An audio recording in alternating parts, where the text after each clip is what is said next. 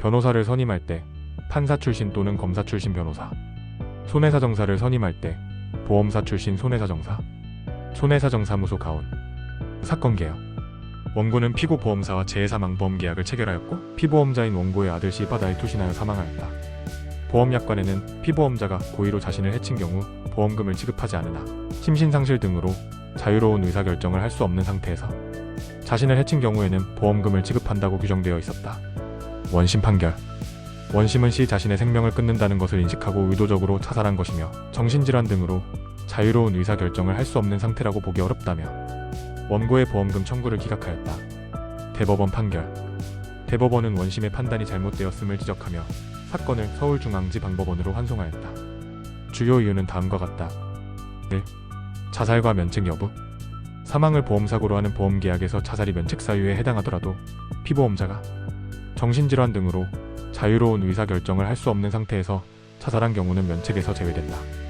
피보험자가 자유로운 의사결정을 할 수 없는 상태에서 사망에 이르게 한 직접적인 원인 행위가 외래적 요인 정신질환 등에 의해 발생한 경우 해당 사망은 우발적 사고로 인정될 수 있다. 정신질환과 자유로운 의사결정의 판단 기준. 피보험자의 나이, 정신질환의 발병 시기 및 진행경과 자살 시점의 증상, 주변 환경, 자살 과정 등을 종합적으로 고려해야 한다. 특정 시점에서 환각, 망상 등의 상태에 있지 않았다는 이유만으로 자유로운 의사결정을 할 수 없었다고 단정할 수 없다. 3. 사실관계 분석. 시는 청소년기부터 우울장애 및 불안장애를 앓아왔으며 수차례 자살 시도를 한 기록이 있다. 군 입대 후 정신질환 문제로 귀가 조치되었으며 지속적으로 우울증 치료를 받아왔다. 전문가 감정에서도 우울장애가 악화되면 정상적인 사고를 하지 못하고 자살로 이어질 가능성이 높다는 의견이 나왔다. 따라서 자살 당시 특별한 외부적 동기 없이 오랫동안 지속된 정신질환이 원인이 되었을 가능성이 크다. 4. 원심의 판단 오류. 원심은 피보험자가 환각이나 망상 증세가 없었고 자살을 계획적으로 실행했다는 점을 근거로 자유로운 의사결정이 가능했다고 판단했으나 이는 정신질환과 자살의 관련성을 충분히 고려하지 않은 잘못이 있다.